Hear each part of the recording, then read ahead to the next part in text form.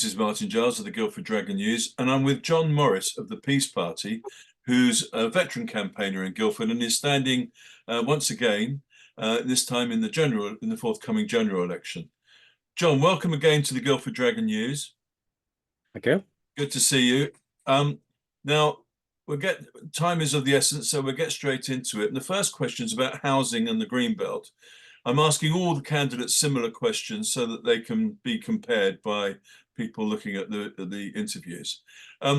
Would you force more housing developments on Greenbelt land? The short answer is no, I wouldn't, because the Greenbelt is a specified area or areas around the big towns, the cities of the country. And beyond the Greenbelt is countryside, small towns, villages, and so on. And I see no reason why housing development shouldn't take place beyond the Greenbelt. We did that back in the 40s and 50s with the development of the new towns. So why not something similar in order to meet the housing need, the desperate housing need that we have now? Okay. And other more preferable measures that could be taken to increase housing supply, do you think? Preferable to Greenbelt land, I mean. Yes. So the answers to that are pretty obvious from looking around the local area, Guildford, Woking, and that is to get more housing on the available land within the built-up areas. In other words, to go upwards rather than outwards from the towns and cities. So, yeah, it's happening already, isn't it? We can see this near the railway station in Guildford. Go up in order to provide suitable dwelling places for people. So a lot of people don't like the higher developments. Have they just got to put up with it? I'm afraid that has to be the answer, yes, that some people want accommodation, need accommodation, and one hopes that that will be a way, maybe not the best way for them all to be accommodated. Okay. And the other thing about, I mean, I think probably all the parties say that they prefer brownfield development. But a problem with it is that the planning authorities aren't in charge of these sites. You know, they don't own the sites and they can't force development on those sites. So is there anything you would do if you were in charge to facilitate development of such sites? I haven't got a quick answer, Martin, on that one. Yes, I mean, But you obviously, recognise it's a problem. It is a problem, yes, yeah. Okay. But we have the land in Britain for housing and home development, yes. Okay. So if we move on then just down the street to the high street, and we've got empty shops in Guildford High Street, as you no doubt would have seen. What would you do to help the health of the nation's high streets? Again, that's something I've not put my mind to in a meaningful way, I'm afraid. All I can say is what I have been saying for quite some time, is that the government has the power, at least I hope they have the power. If I were there joining in, then I would make sure I had the power to help local authorities to make their high streets more attractive to some of the shops, offices, to want to have a place in the high street. The government can afford to do that, or it ought to be able to afford to do that. Okay. Because the sites are there to be used.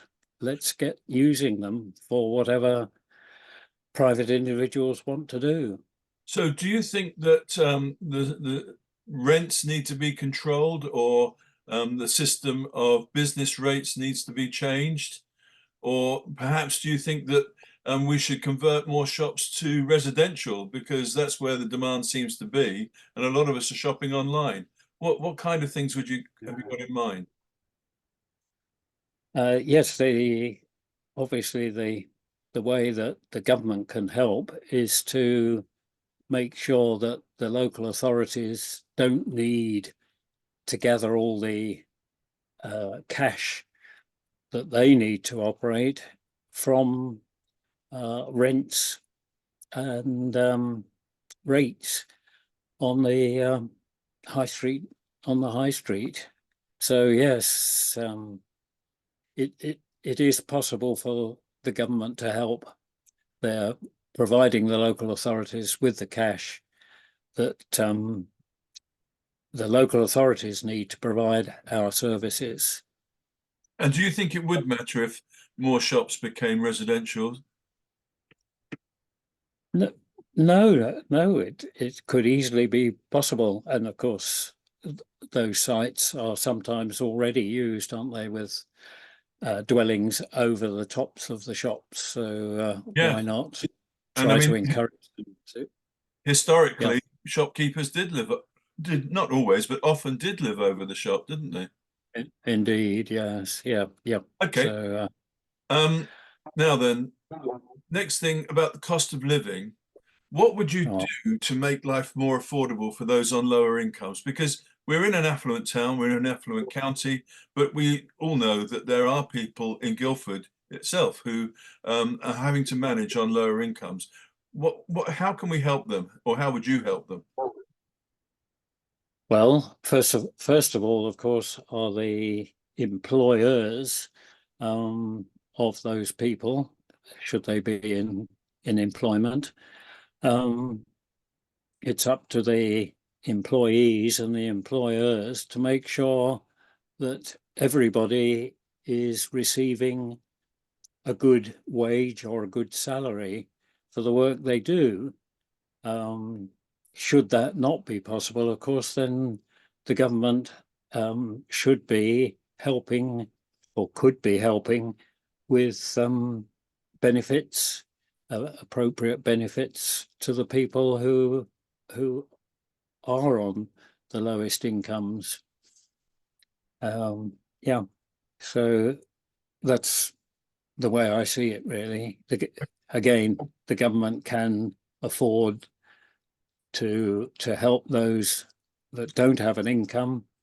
The companies that employ people, the businesses, the services that are operated by the government, And they should be paying decent wages.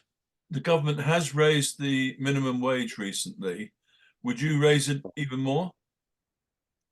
Well, yes, I mean that's part of the story, isn't it?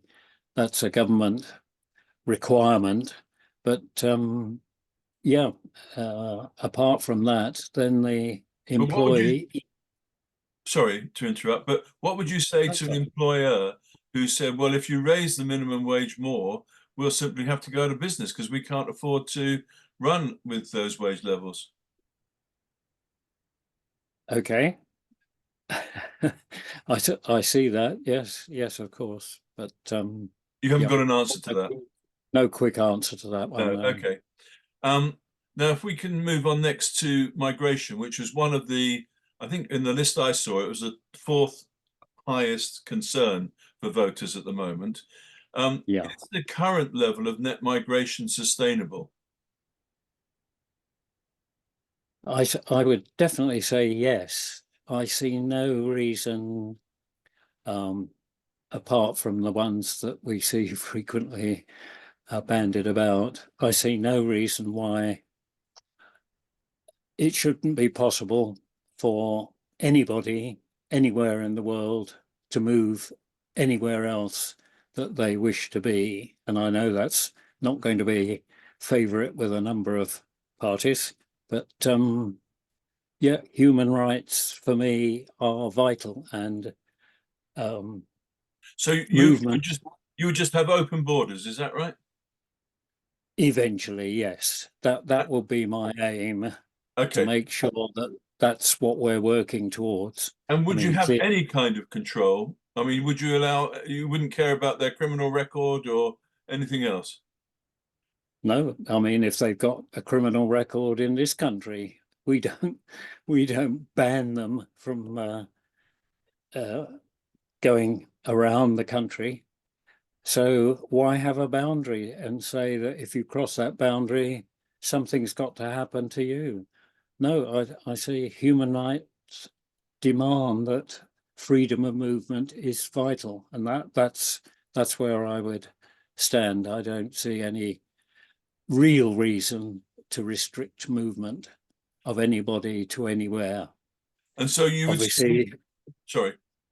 yeah, I was just going on to say then in that case, once that's accepted, then you must have the wherewithal to put to help that process. So if the criticism isn't, as we've just been dealing with a little while ago, if there isn't housing, homes for those people who want to come and live in Britain, then it's the government's responsibility to back up that freedom of movement by providing the accommodation that will be necessary. Okay. And for those that might say, well, we think that the country would become overpopulated if you did that, what would be your answer to that?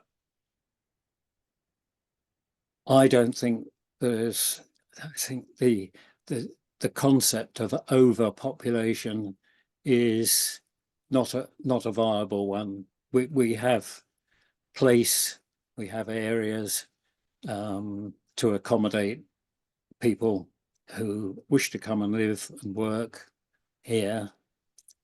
And I would hope that the rest of the countries in the world would be saying the same thing. And you think we have enough natural resources in terms of water supply and of agricultural supplies to do that?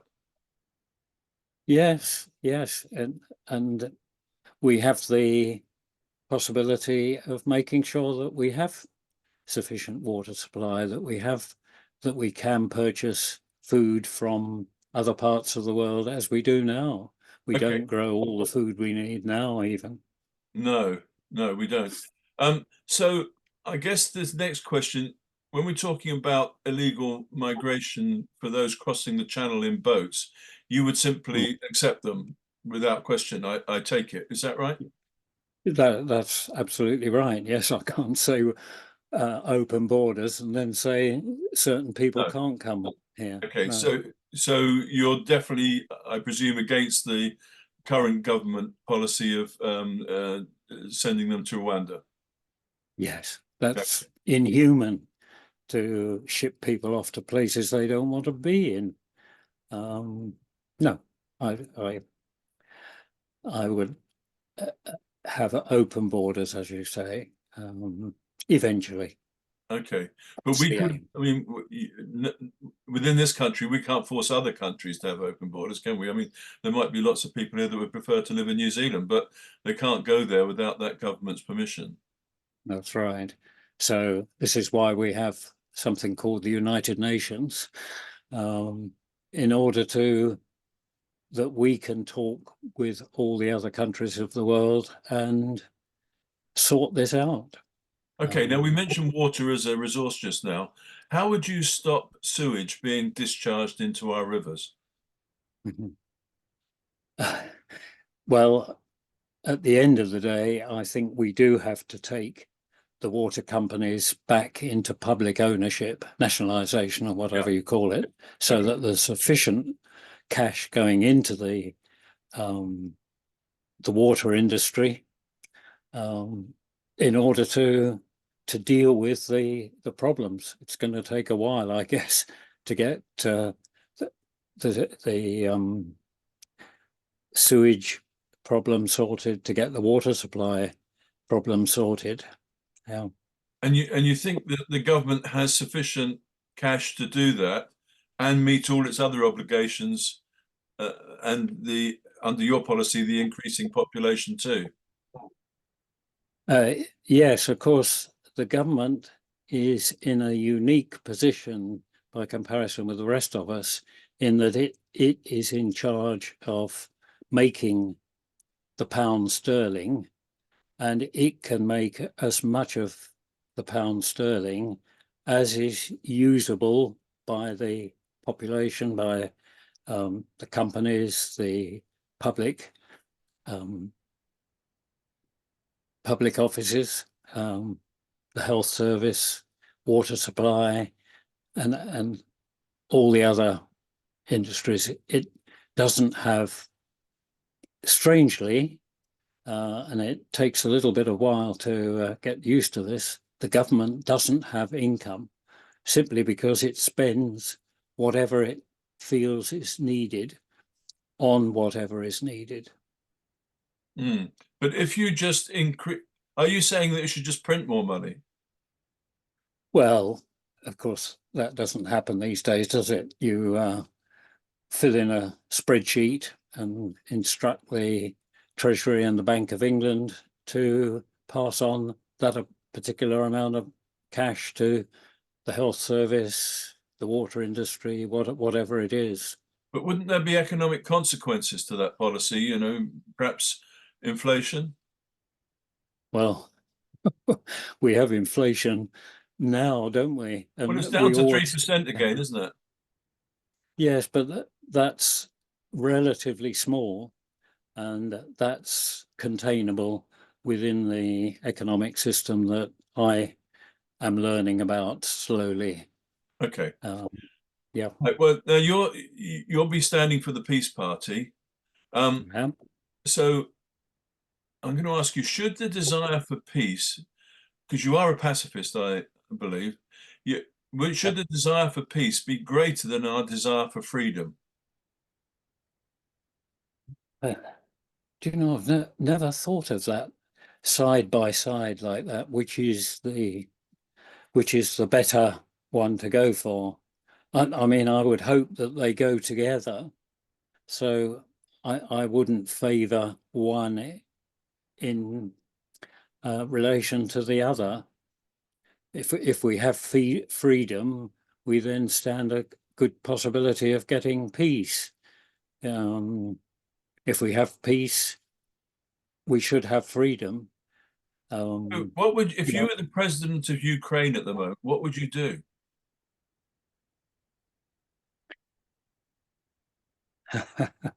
I'm not president of Ukraine, I'm No, but afraid. but this is the challenge, isn't it? It's so difficult, isn't it? It is a difficult one to argue about. Yes, yeah.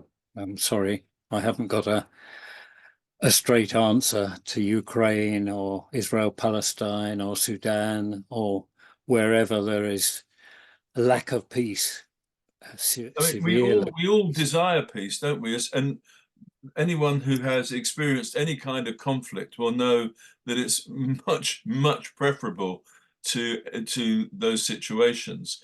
But it isn't easy when you get aggressors, is it?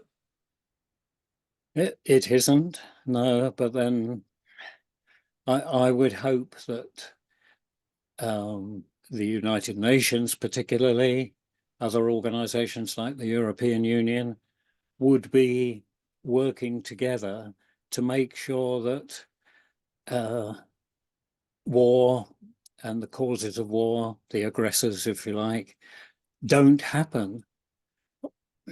But even the United Nations uses force, doesn't it? I mean, I served as a United Nations soldier in Cyprus, and you know, we were armed and we were prepared to take action to stop people fighting each other. So, what would you say about the United Nations using force in that way?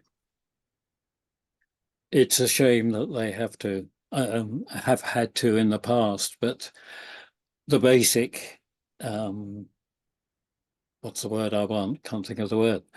The United Nations was set up at a time to, and I think it says somewhere in one of their documents, to free us from the scourge of war. Mm. War means whatever you were doing in Cyprus, you were able or were instructed to kill a fellow human being. And that's what I mean by a pacifist, that we don't, it's not natural for people to kill each other. Isn't it with that, with human history as it is, isn't it? Unfortunately, part of human nature. Yes, I mean, pacifists often argue against that. And the Seville Statement on Violence, which was produced by a group of scientists many decades ago, said that killing people basically isn't natural. It's not a natural part of our human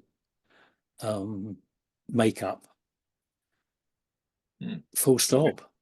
Right. Well, I sincerely hope you're right, but I'm afraid that it doesn't seem to tally with what's going on in the world. But nice to hear your views on it, and thank you very much. And so thank you for giving your time to the Guildford Dragon, and I hope to see you in many future campaigns. You never know. You never know Martin. if we're both still here. Okay. Yeah. Thank you very much, John. Thanks, Martin. Good questions.